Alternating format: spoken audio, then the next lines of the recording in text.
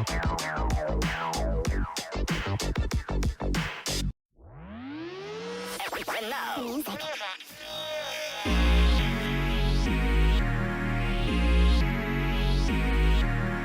better super glue that dial, because we're about to get funky here on Star Jump 95.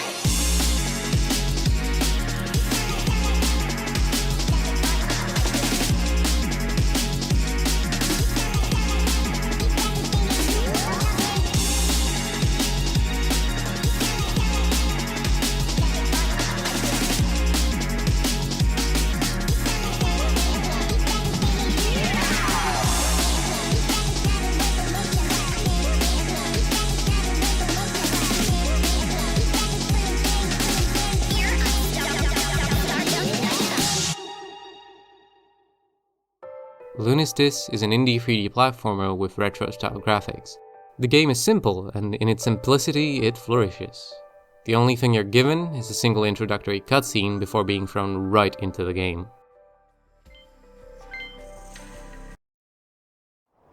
September 2nd, 2453. Almost a full year of simulations with no tangible results. I'm continuing to do small tweaks to the process, but without deeper understanding of the underlying system.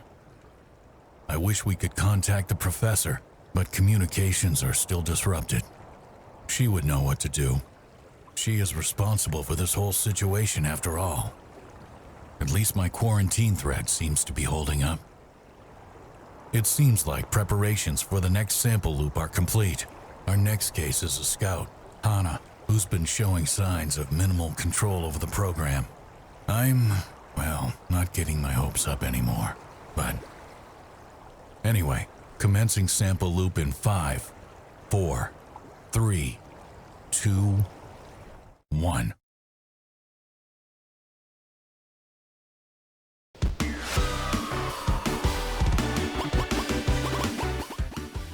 The visuals have this low poly, pixelated, close to PS1 but not really there vibe to them, and together with the level layouts create relaxing and pretty environments for you to jump around in. Each pair of levels has its own visual theme to set them apart alongside their own mechanics, but we'll get into those later. If you're not a fan of the pixelated graphics, you can turn on high resolution mode in the graphical settings, removing the pixel filter entirely. And even play around with additional settings like the CRT filter, or if you really want an old school experience, limiting the game to 20 FPS.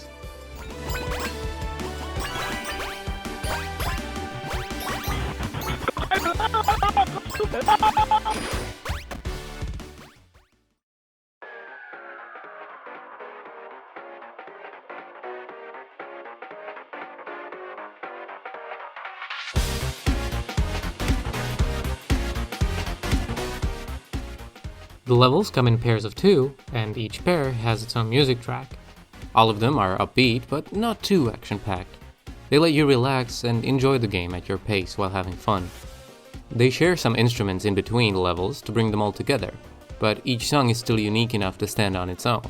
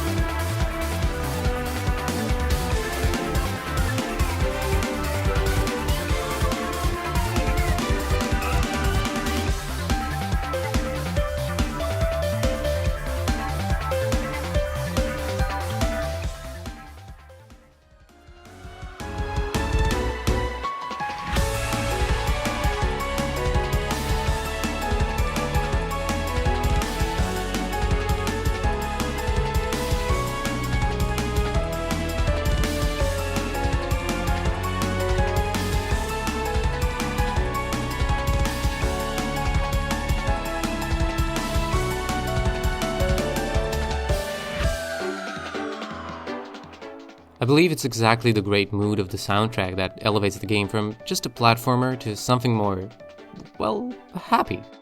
The worlds are beautiful, the gameplay is quick and responsive, and together with the sound, it comes together to create something fun and full of joy.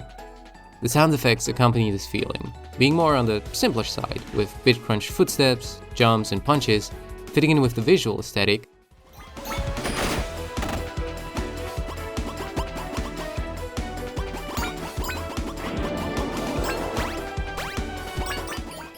Alongside more crisp, cleaner sounds that are used in such a way that I never felt like they didn't fit with the rest of the game.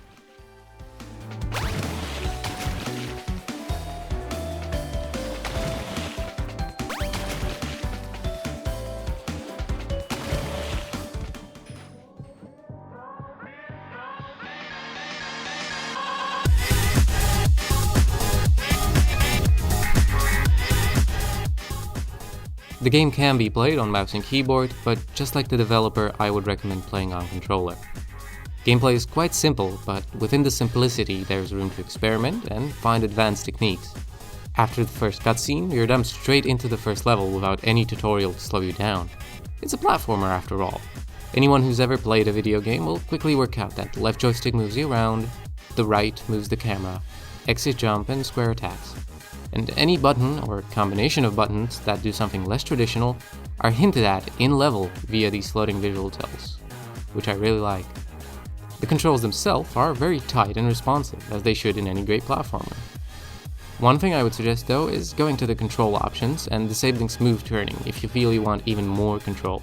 The setting is great for getting footage because it's way easier to follow as a viewer, but if you want to go fast and pull instant 180-degree turns, then you'll have to go turn it off.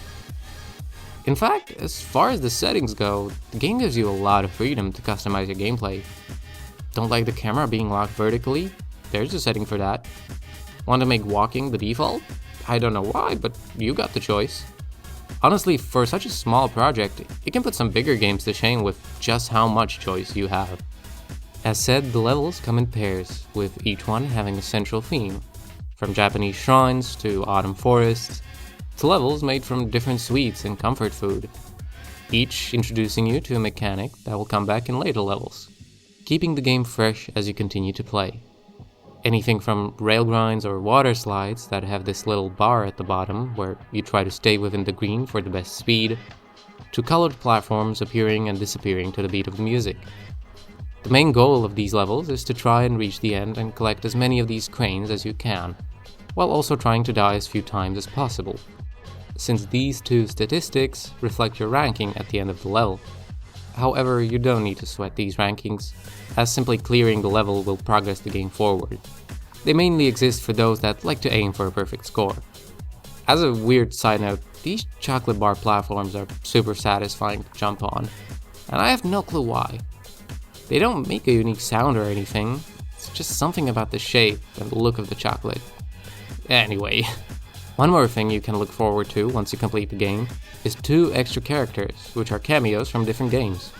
Tori from the Tori series, a similar platforming game to Lunistice, and Tuki from the game Hollow Mento, which is a primitive RPG. That sounds kinda cool. Each character has a different playstyle, and your reward for clearing the game with them is a unique level made just for that character. Honestly, I find it hard to find anything to critique in this game.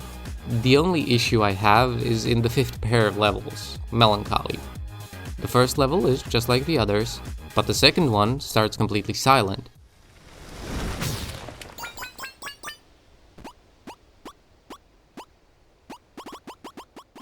And as you complete the different objectives within the level, the music slowly comes back.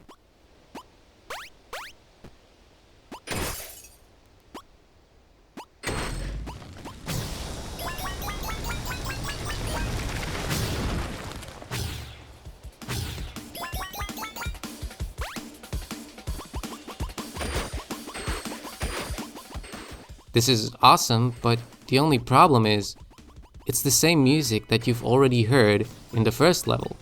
So it might have been a better idea to have this music mechanic be featured in the first level instead of the second, as it gives the process more oomph.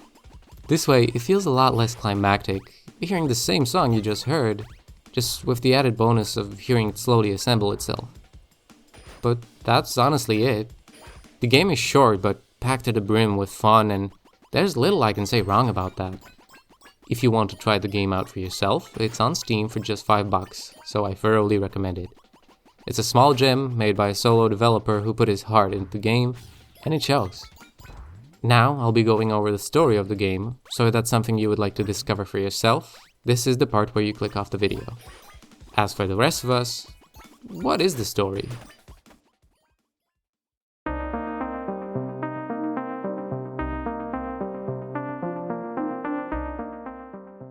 As the introductory cutscene hinted at, this whole place is a simulation of some sort.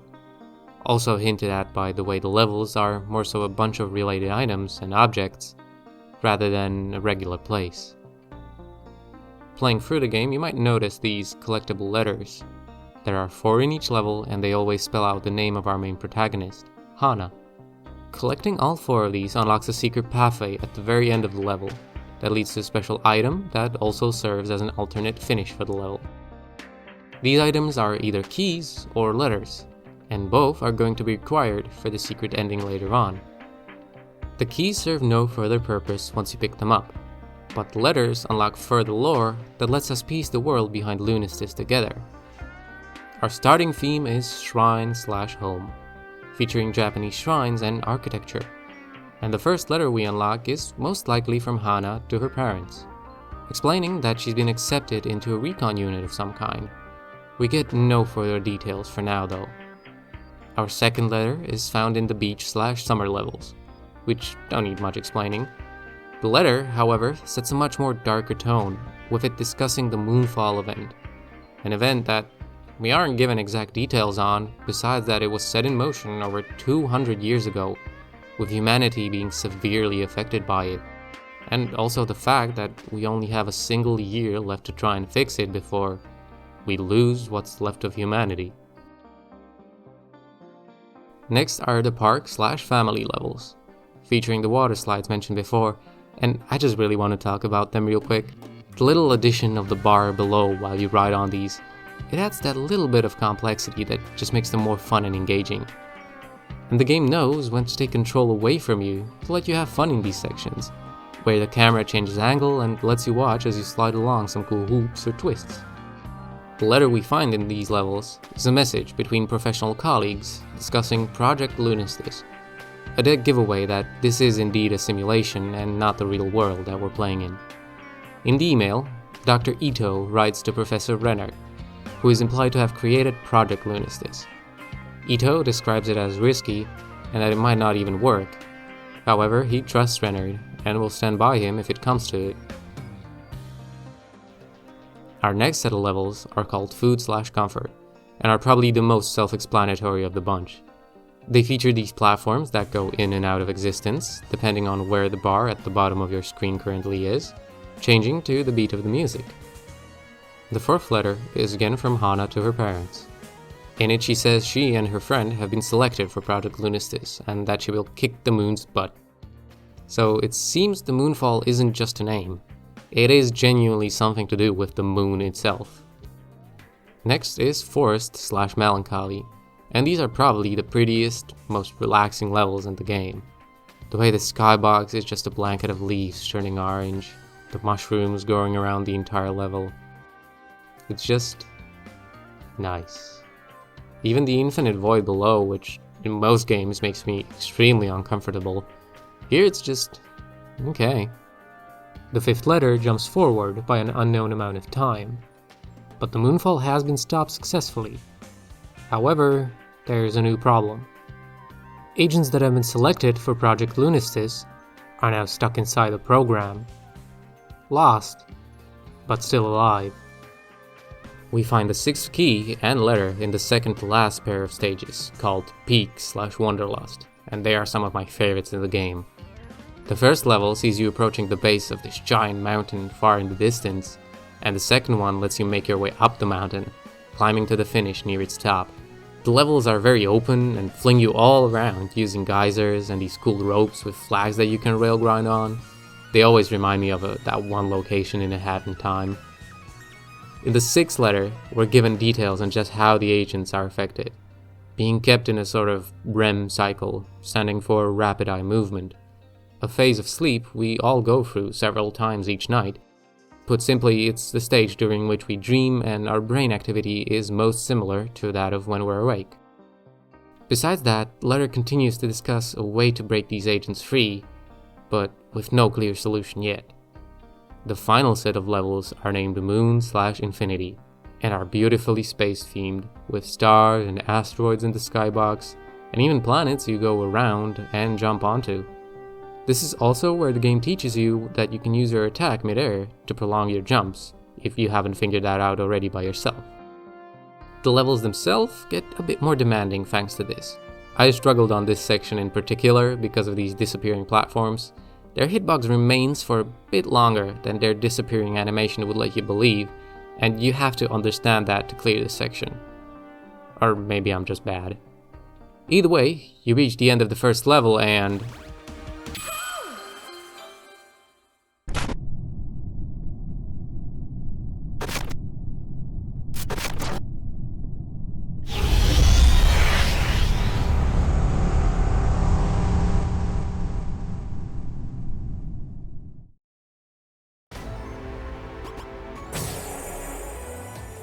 This is the final gauntlet.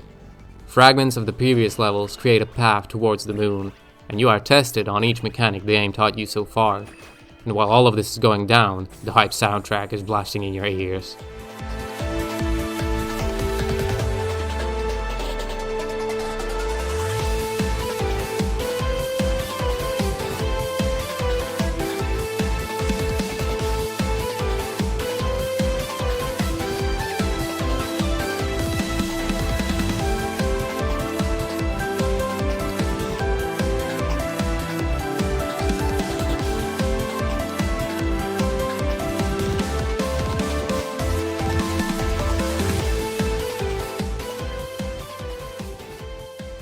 Once you reach the final platform, you are raised into this untextured void where you're given a hint to collect all the previous letters.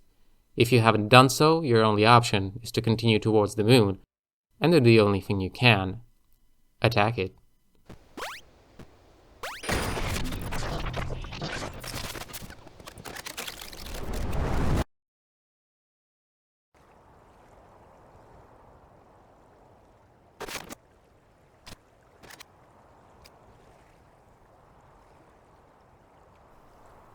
But nothing changes. The simulation simply starts over. But if you manage to get every letter and every key, you can unlock the secret, true ending.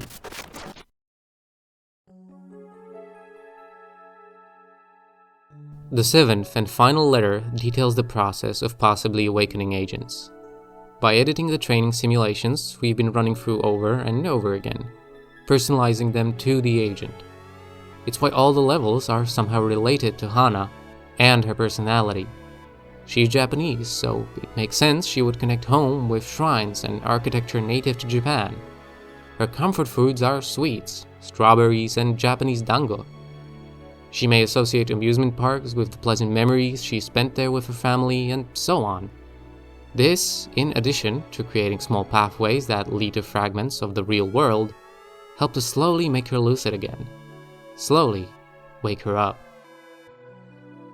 The final level is System/Override, and it continues as the ending of the previous level, in the white, untextured void, where even the enemies are just faceless geometry. The illusion is broken. We know what this is now, and that we have to break out. By striking the moon, we unlock further parts of the level and receive a letter of our name. Bit by bit, we remember who we are, and with our identity reassembled, we're ready to end this.